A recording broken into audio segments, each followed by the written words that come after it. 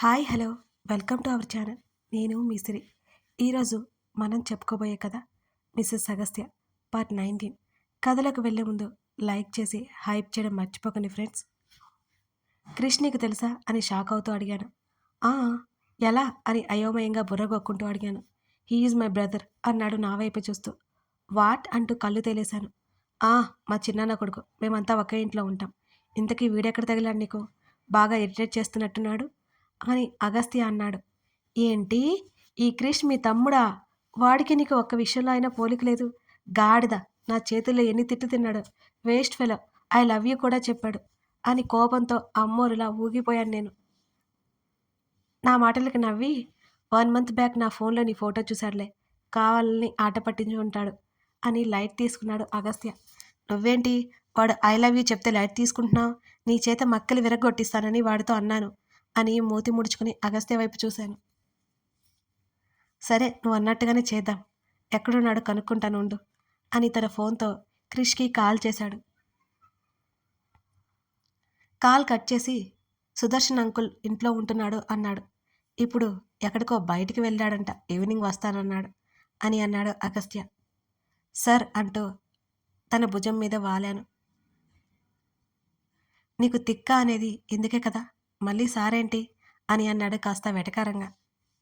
మొన్నొకసారి respect ఇవ్వలేదని నన్ను తిట్టా అని మూతి ముడుచుకుని అడిగాను నేను. సడన్గా కారు ఆపి, అవన్నీ తర్వాత మాట్లాడుకుందాం, పదా ముందు అంటూ కారు దిగాడు. ఇదేంటి హాస్పిటల్కి తీసుకొచ్చాడు అనుకుని నేను కారు దిగాను. లోపలికి వెళ్ళిన తర్వాత రిసెప్షన్లో ఏదో మాట్లాడి వచ్చాడు. మరో 10 నిమిషాల్లో డాక్టర్ రూమ్కి నన్ను తీసుకెళ్ళిపోయాడు. ఆవిడ చెకప్ చేసి అంతా ఓకే అని చెప్పింది. ఆ తర్వాత ఇద్దరం బయటికి వచ్చాం. నన్ను హాస్పిటల్కి ఎందుకు తీసుకెళ్ళాను, ఎందుకు తీసుకొస్తున్నావు, నాకేం అర్థం కావడం లేదు అన్నాను కారులో కూర్చుంటూ. యాక్సిడెంట్ అయ్యి 10 రోజులు కాలేదు, అప్పుడే ప్యారిస్ వరకు పరిగెత్తుకుంటూ వచ్చా, అందుకే చెకప్ చేయించడానికి తీసుకెళ్ళాను అని అన్నాడు తను. నేను బాగానే ఉన్నాను కదా అని అయోమయంగా చూశాను. ఏం బాగున్నావు, గట్టిగా హత్తుకుంటేనే చేయి నొప్పి కాలు నొప్పి అంటున్నావు, అందుకే ఎలా ఉన్నావని చెక్ చేయించా అని చిన్నగా కన్నింగ్ స్మైల్ ఇచ్చాడు. చిరుకోపంగా చూశాను నేను తన వంక. ముందుకు వంగి నా బుగ్గ మీద ముద్దు పెట్టి, ఇప్పుడు నవ్వలేదనుకో, పెట్టాల్సిన చోట ముద్దు పెడతా జాగ్రత్త అన్నాడు నా పెదవుల వైపు చూస్తూ. దెబ్బకు నోటి మీద చేయి వేసుకుని ఆశ్చర్యంగా చూశాను తన వైపు. కళ్ళు ఎగరేశాడు. వెంటనే చేతులు తీసి నవ్వాను. గుడ్ అంటూ కార్ని ముందుకు పోనిచ్చాడు. చాలా ప్లేసెస్లో తిప్పాడు, ఎన్నో ఫోటోలు తీశాడు నాకు ఇష్టమని. ఆ రోజంతా ప్యారిస్ చుట్టేసి ఈవినింగ్ అయితే ఇంటికి చేరుకున్నా. ఫ్రెష్ అయ్యి తను కాఫీ కప్ నాకు ఇచ్చాడు. నీకేది మరి అన్నాను నేను. షేర్ ఇవ్వవా నీ కాఫీలో అంటూ గారంగా అడిగాడు తను. చిన్నగా నవ్వుకున్నాను నేను తన మాటలకి. బాల్కనీలో నిలబడి సన్సెట్ చూస్తూ కాఫీ షేర్ చేసుకున్నాం. ఈ ఫీలింగ్ ఇంకా బాగా నచ్చింది నాకు. తనతో ఇలా సాయంత్రం ఇంకా ఎంతో ఎంతో నచ్చింది. ఇంకా తనతోనే ఉండిపోవాలనిపించే అంతగా నచ్చింది. మెల్లిగా వెనక నుంచి హత్తుకున్నాడు నన్ను. ఈవినింగ్ కిస్ ట్రై చేద్దామా, బాగుంటుంది అన్నాడు నా భుజం మీద తలపెట్టి. అన్నాను నేను కంగారుగా. చాలా బాగుంటుంది అని అన్నాడు తను. తనలా ఊరిస్తూ ఉంటే నేను టెంప్ట్ అవ్వక తప్పలేదు. కళ్ళు దించేసి నేను నేల చూపులు చూస్తున్నాను. మెల్లిగా నా ముఖాన్ని చేతుల్లోకి తీసుకుని, మొన్న కిస్ చేసావు కదా, ఇప్పుడేమైంది అని అడిగాడు. కంగారుగా చేతులు నలుపుకున్నాను నేను. అంత ధైర్యం చేయలేకపోయాను. ఇష్టం లేకపోతే వద్దులే. కావాలని అన్నాడా, నిజంగా అన్నాడా అర్థం కాలేదు నాకు. నేను చెప్పలేదే నాకు ఇష్టం లేదని. మరి తనకి ఎలా తెలిసింది? అదేం లేదు అని చెప్పాలి అనుకున్నా, కానీ చెప్పలేకపోయాను. ఎందుకు ప్రతిదానికి నా పర్మిషన్ అడుగుతున్నాడు? ఇలా నచ్చలేదు నాకు. నీకు ఇష్టం లేకపోతే వద్దు అనుకున్నాను, కానీ నా వల్ల కావడం లేదు సెనోరిటా అంటూ నన్ను దగ్గరికి లాక్కున్నాడు తను. నవ్వుకున్నా ముసిముసిగా. ఇక్కడ యాటిట్యూడ్ కబాబ్ కదా. అదే సమయంలో కాలింగ్ బెల్ టింగ టింగమని మోగింది. అసహనంగా మారిపోయింది తన ఫేస్. వచ్చినవాడు ఎవడో అయిపోయాడనుకుంటూ తనతో పాటు హాల్లోకి వచ్చాను. క్రిష్ కనుక వచ్చాడో చచ్చాడే మా మోడర్న్ ప్రవరాకిని చేతిలో. తలుపు తెరవగానే నేను ఊహించినట్టే క్రిష్ ఉన్నాడు. అయిపోయాడు వెధవ, లేకపోతే నన్ను విసిగిస్తాడా? హహా, మా రావణుడి చేతిలో విడికి మూడింది అని నేను ముసుముసుగా నవ్వుకుంటూ చూస్తున్నా. క్రిష్ చొక్కా పట్టుకుని లాగి సోఫాలో వేసి ఎక్కడ పడితే అక్కడ కొట్టాడు అగస్త్య. కొట్టద్దు కొట్టద్దని గట్టి గట్టిగా అరుస్తున్నాడు క్రిష్ ఏమో. తను నీకు వదిన వరస అవుతుందిగా, అలాంటి అమ్మాయికి ఐ లవ్ యూ చెప్తావా అంటూ పొట్టలో పంచులివ్వసాగాడు అగస్త్య. ప్లీజ్ అన్నయ్య వదిలే, ఇంకోసారి వదిన జోలికి పోను అని అగస్త్య వేడుకుంటున్నాడు క్రిష్. నాకేంటో ఎంత సంతోషంగా ఉందో చూస్తుంటే. సరిగ్గా అదే సమయంలో నా తల మీద టప్పుమని దెబ్బపడింది. ఊహల నుంచి బయటకొచ్చి చూశాను నేను. అంటే ఇప్పటి వరకు నేను కలగన్నానా? క్రిష్ అగస్త్య పక్కపక్కనే సోఫాలో కూర్చున్నారు. నన్నే సీరియస్గా చూస్తున్నాడు అగస్త్య. తన చూపులకు అర్థం పట్టపగులు కళ్ళకంటున్నానని. క్రిష్ ఏమో నవ్వుతూ చూస్తున్నాడు.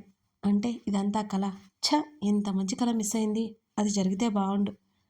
పిడికిలి బిగించి నా అరచేతి మీద చిన్నగా చేత్తో కొట్టుకొని నా కళ నెరవేరలేకపోయినందుకు విసుగ్గా గదిలోకి వెళ్ళడానికన్నట్టు మెట్లు నేను ఎక్కుతుంటే, వదిన గారు ఒక కాఫీ ఇస్తారా అంటే వెనక నుంచి క్రిష్ వాయిస్ వినిపించింది. నా కొల్లో మండుతోంది.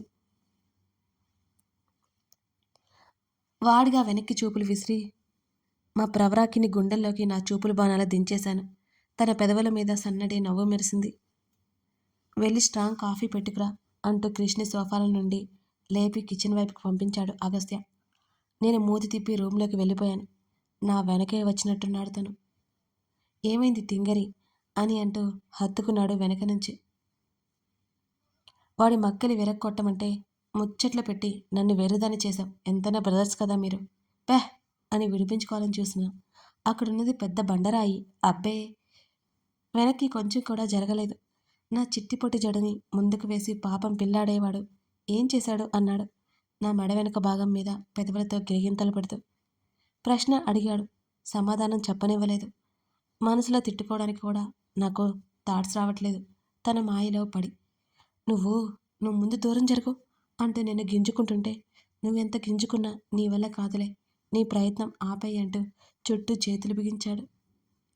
తన పెదవులు నా శరీరాన్ని వేడగానే రిలీఫ్ ఫీల్ అయ్యాను నేను. బయట క్రిష్ ఉంటే మనం ఇలా ఉంటే ఏం బాగుంటుంది, వెళ్దాం పదా అని అన్నాను ఓవర్గా తల తిప్పి తన వైపుకు చూస్తూ. ఇందాక ఆపేసిన ముద్దుని కంటిన్యూ చేద్దామా అని అడిగాడు తన తలని నా తలకి తాకిస్తూ. బొత్తిగా భయం లేకుండా పోతుంది నీకు.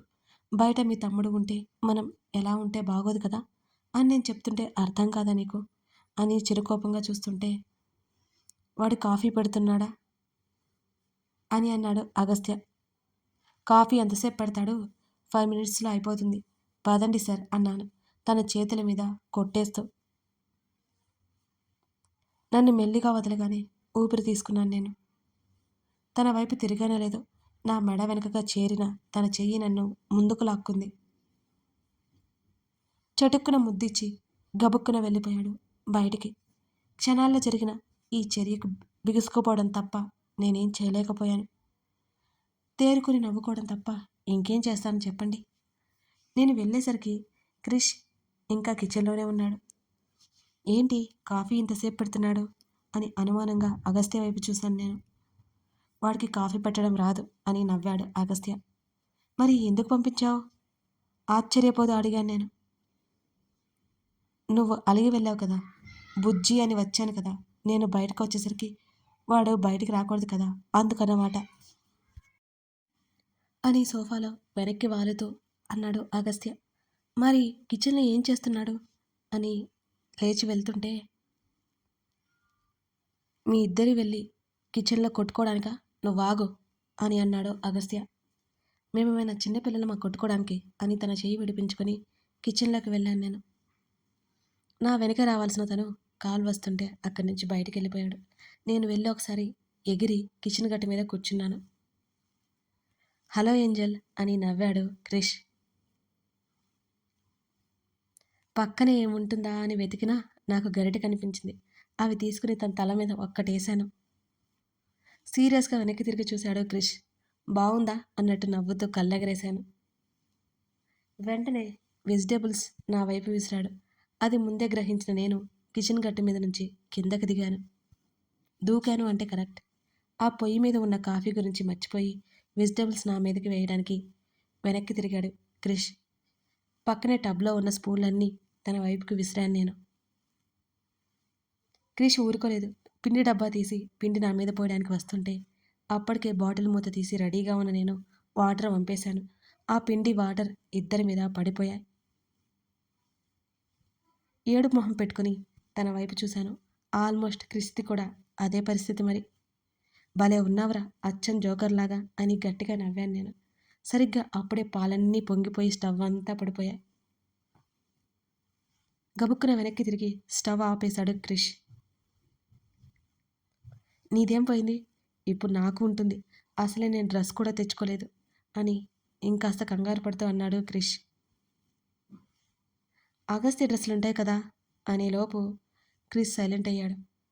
ఏంటి వీడు ఇంత కంగారు పడుతున్నాడు అని క్రిష్ చేస్తున్నా అతను ఎటు చూస్తున్నాడు. అటువైపు తిరగగానే చేతులు కట్టుకొని కాల్చేలా చూస్తున్న అగస్త్య కనిపించాడు. ఒక్కసారిగా కిచెన్ అంతా పరికించి చూసా ఎంత చెత్తగా అయిపోయిందో నాకు అర్థమైంది. వామ్మో ఏంటి ఇలా అయిపోయింది? ముందు నుండి చెప్తున్నాడు. నేను వినిచస్తేగా అసలే నీట్నెస్కి బ్రాండ్ అంబాసిడర్ అని విన్నాను.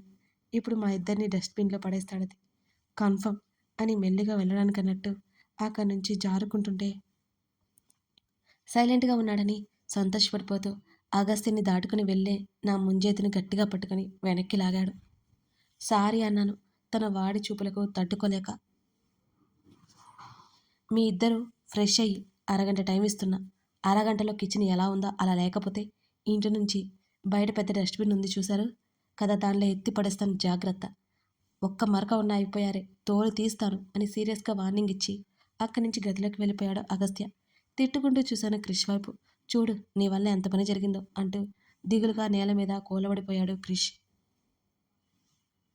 చెప్పాడు కదా అరగంట అంట, లేకపోతే డస్ట్బిన్లో చేరిపోవాలి నువ్వు. ముందు ఆ పిండి తోముకొని రాపో అంటూ నేను వెళ్ళిపోతుంటే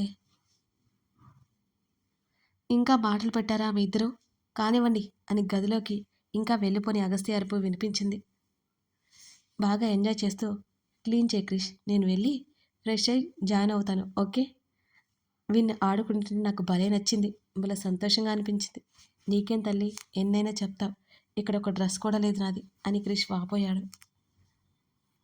మీ అన్నయ్యకి బోల్డ్ ఉన్నాయి కదా, ఒకటి వెళ్ళి తీసుకో, నేను చెప్తానులే కావాలంటే ఇస్తాడు అని అయోమయంగా అంటుంటే అన్నయ్యకి ఒకరి బట్టలు ఇంకొకరు వేసుకోవడం ఇష్టం ఉండదు, ఒకరికి ఇవ్వడం ఇష్టం ఉండదు.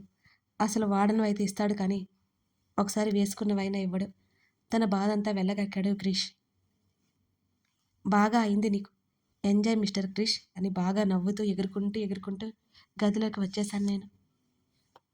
దీన్నే రాక్షసానందం అంటారు అని వెనక నుంచి అరుస్తున్నాడు క్రిష్. నువ్వు చేసిన దానికంటే తక్కువేం కాదులే అని వెనక్కి తిరిగి అరిచి ఇంకా నవ్వుకుంటూ గదిలోకి వచ్చేసాను. గదిలోకి వచ్చిన తర్వాత కుక్క పిల్లలా సైలెంట్ అయిపోయాను నేను. నా బ్యాగ్ ఎక్కడుందో వెతుక్కుని డ్రెస్ తీసుకుని వాష్రూమ్లోకి వెళ్ళిపోతూ క్రిష్కి డ్రెస్ లేదంట అని పరిగెత్తాను. నేను స్నానం చేసి బయటకు వచ్చేసరికి తాపిగా బెడ్ మీద పడుకుని తల కింద చేతులు పెట్టుకుని ఏదో ఆలోచిస్తూ ఉన్నాడు అగస్త్య. అప్పుడే నాకు ఒక అద్భుతమైన బీభత్సమైన తాడు వచ్చింది. ఇదంతా అవసరమా అని నా బుద్ధి హెచ్చరిస్తున్నా ఓవర్ కాన్ఫిడెంట్ అనేది ఒకటి ఏడ్చింది నాకు. ఇక వెనగడుగు వేస్తే ప్రసక్తి లేదంటూ బెడ్ మీదకి చేరాను నేను మెల్లిగా. నా వైపు ఒకసారి సూటిగా చూశాడు సీరియస్గా. పిల్లిలా పాక్కుంటూ పాక్కుంటూ తన దగ్గరికి వెళ్ళాను నేను. తన కళ్ళలో అయోమయం, ఆశ్చర్యం కనిపించడం లేదు కానీ నా వైపే సూటిగా ఉన్నాయి తన చూపులు.